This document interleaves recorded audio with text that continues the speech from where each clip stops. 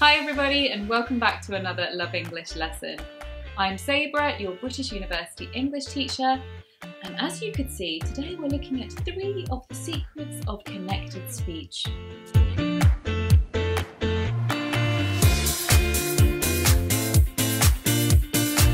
Now the thing with connected speech is that it can be a little bit of a confusing topic to understand because trying to mimic it and producing it yourself takes time.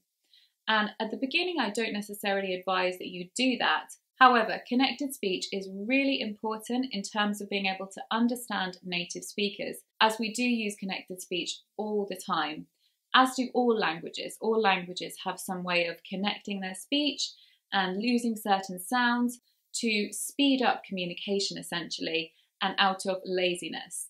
So from the point of view of understanding native speakers, it is super important. But producing it yourself can take time, although over time it is great to do that as you will sound more natural. So today we're looking at 3 areas of connected speech: elision, assimilation, and catenation or linking.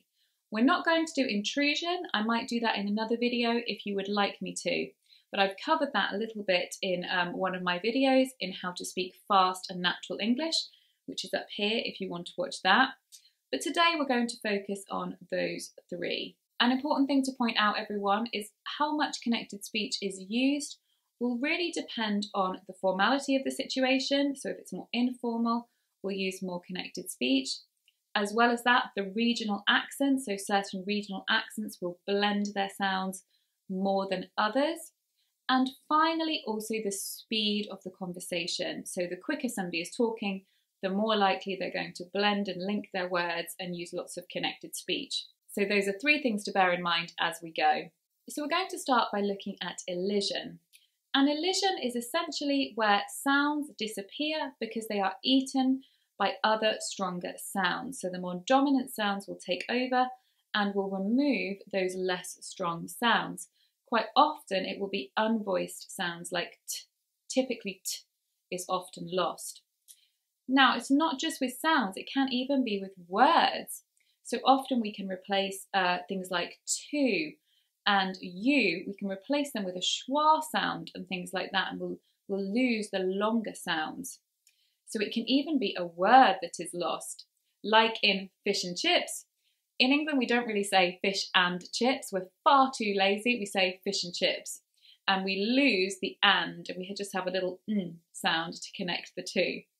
So it's really something that we use in terms of speed because we want to be more efficient as we communicate.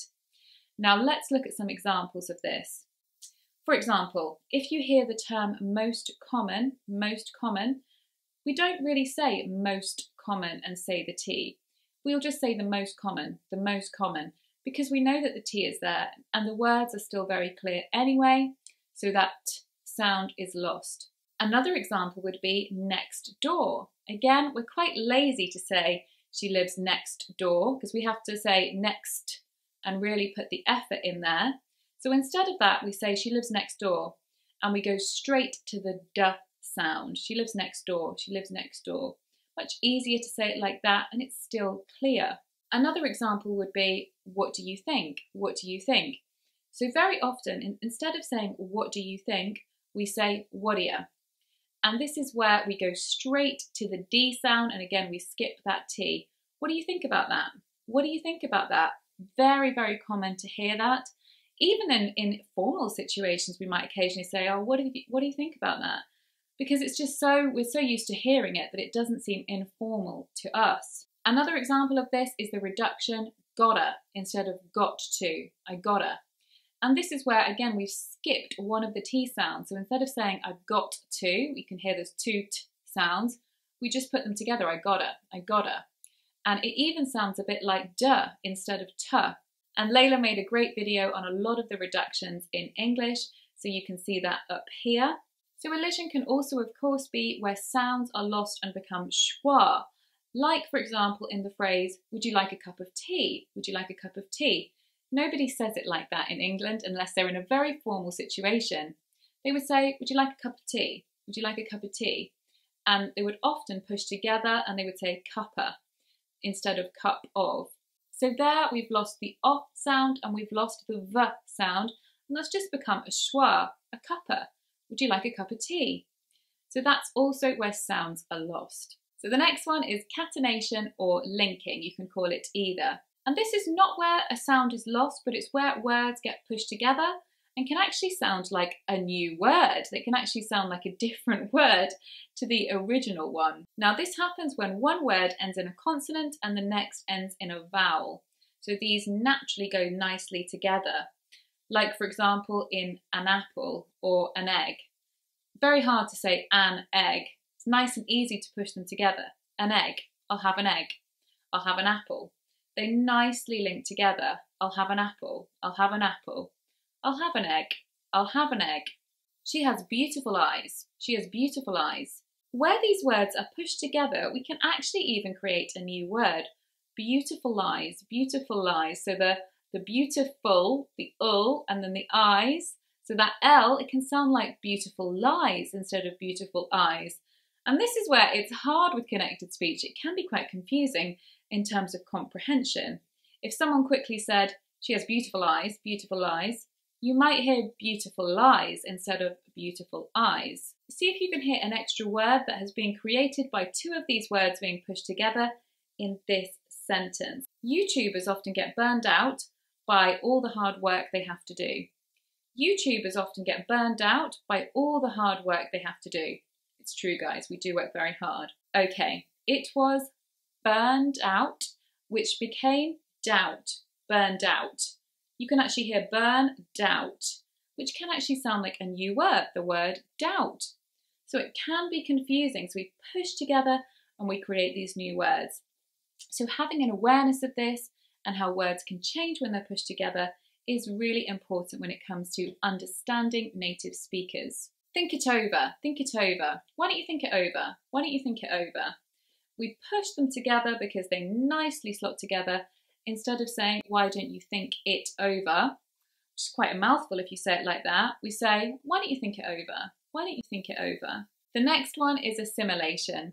And this is probably one that lots of you are already familiar with. So this is where certain sounds, when they're pushed together, they actually make a whole new sound. So those original sounds are lost, they've gone, and we get a whole new sound instead.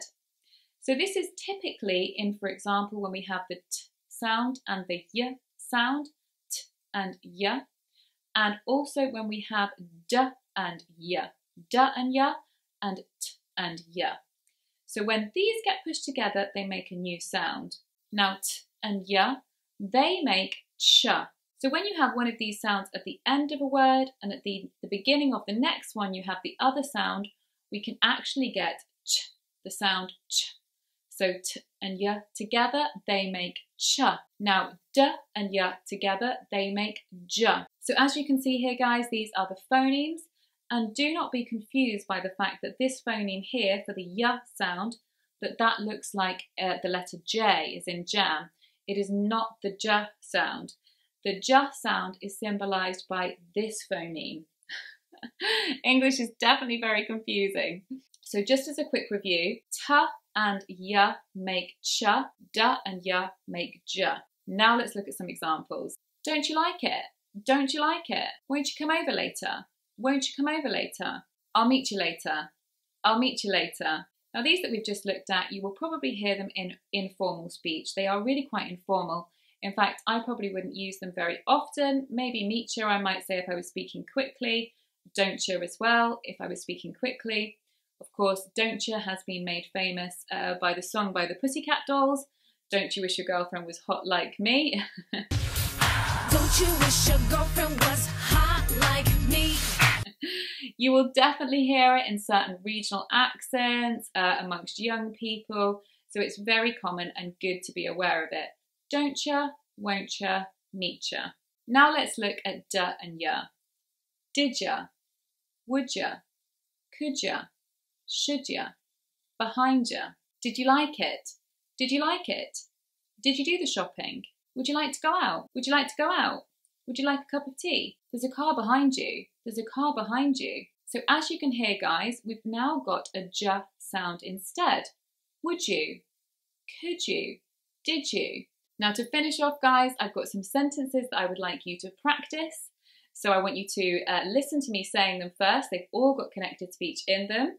And we'll quickly identify the connected speech, and then I want you guys to practice them. So practice them along with me. On which side of the road should you drive in the UK? On which side of the road should you drive in the UK? So here we've got should you, and we've got cider instead of side of. On which side of the road should you drive in the UK? The most common saying about health is an apple a day keeps the doctor away. So there, of course, we had elision and we had linking. Did you do the shopping? Did you do the shopping? There, of course, we had assimilation. Don't you like the new eggs I bought? Don't you like the new eggs I bought? So there we have assimilation and we have linking. New eggs, new eggs. Don't you like? What do you think of my new look? What do you think of my new look? There, of course, we have elision. That T sound has disappeared. We've gone straight to the duh. So do have a good time practicing those, guys. Right, guys, that was our video on the 3 secrets of connected speech. So we covered elision, assimilation, and catenation or linking. I do hope it's helped you to understand the mystery of connected speech a bit more, and that now you can start to understand native speakers a bit better and eventually maybe start to produce it yourself. We'll see you in the next video, guys. Bye-bye.